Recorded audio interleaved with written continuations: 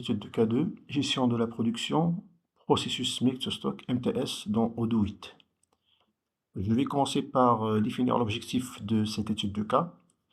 Donc, l'objectif tout simplement, c'est de démontrer la configuration et l'exécution de process de production Make to Stock. La version qu'on va utiliser, c'est Odoo 8. Nous allons utiliser comme exemple la production d'un produit appelé skateboard. Cela inclut la gestion des nomenclatures produits, la gestion de niveau de stock, le calcul de besoins en composants, MRP, et l'automatisation de réapprovisionnement et le lancement des ordres de fabrication pour les produits finis et les produits semi-finis. Donc, le travail sera séparé en deux parties. La première partie, c'est le paramétrage, et la deuxième partie, c'est l'exécution de process. Voici le schéma qui montre la nomenclature de produits skateboard. Donc, un produit skateboard est composé de 4 roues, une planche, 2 axes, 8 boulons, et la roue est composée d'une gomme, un noyau et 4 boulons. Donc, les produits planche, axe, boulon, gomme, noyau sont des matières premières, et le produit roue, c'est un produit semi-fini qu'on va fabriquer en interne. Je vais commencer par le paramétrage de différents produits.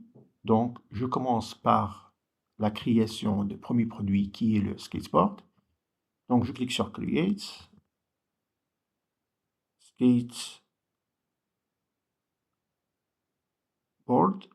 Alors, c'est un produit qu'on ne va pas acheter, donc on va décocher Can be purchased et nous allons cocher Can be sold.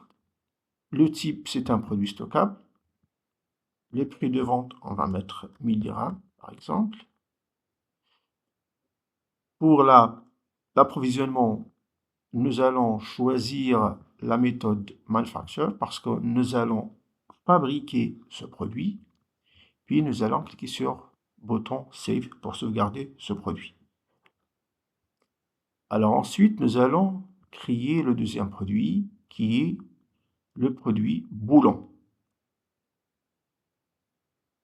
Alors le boulon, c'est un produit qu'on ne va pas vendre parce que c'est une matière première qu'on va utiliser. Donc je vais cocher Can be purchased. Pour le type, c'est un produit stockable. Pour la méthode de l'approvisionnement, c'est acheter.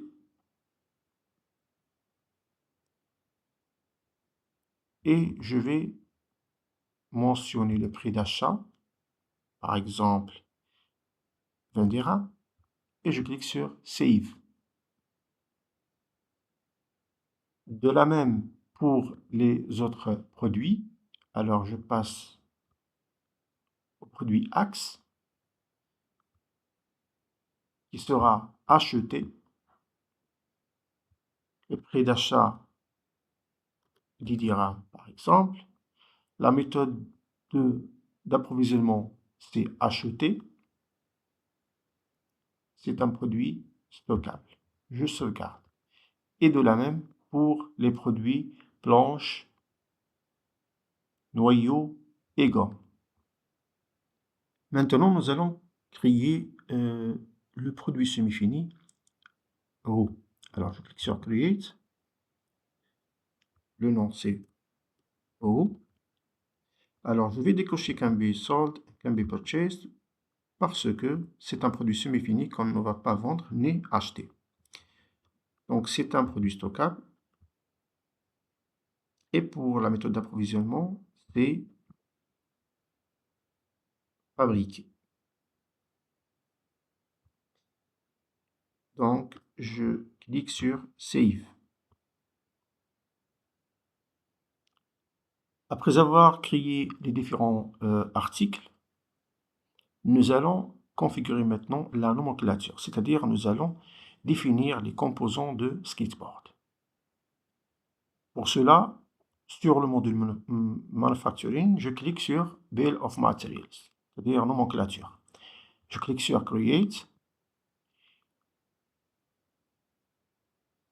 et je commence par le produit. Alors le produit pour nous, c'est skateboard. Alors, je sélectionne Skateboard.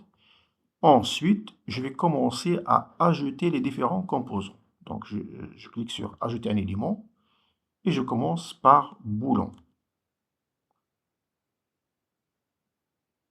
Donc, pour les boulons, nous allons choisir 8 comme le nombre des unités qu'on va utiliser pour fabriquer un seul skateboard. Je clique sur Save, puis j'ajoute le deuxième élément qui est l'axe.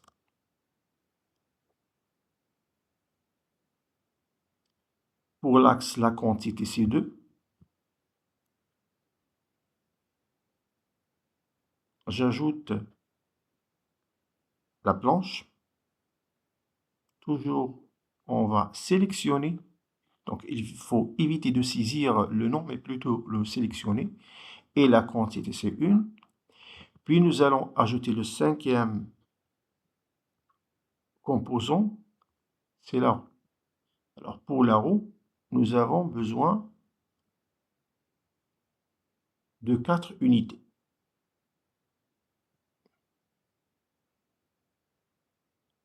Et je clique sur Save pour enregistrer cette nomenclature. Donc, on peut voir que un skateboard nécessite 8 boulons, 2 axes, une planche et 4 roues. Maintenant, nous allons créer une deuxième nomenclature. Donc, je clique sur Bill of Materials et je clique sur Create. Cette fois-ci, nous allons choisir le produit roue parce que les roues seront fabriquées en interne. Donc, pour les éléments sont une gomme.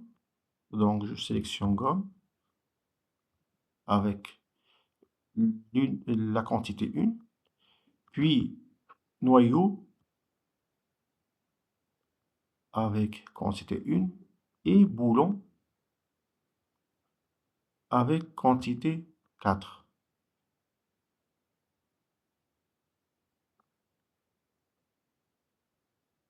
Et je sauvegarde. Maintenant, j'ai deux nomenclatures, skateboard et roue. Skateboard est un produit fini et roue, c'est un produit semi-fini. Alors, pour la partie paramétrage, il nous reste de créer un fournisseur et un client. Alors, pour cela, je crée un nouveau fournisseur. Je clique sur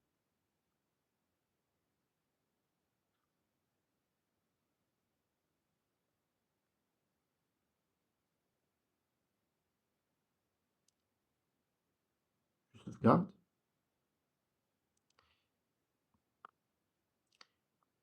Et pour le client,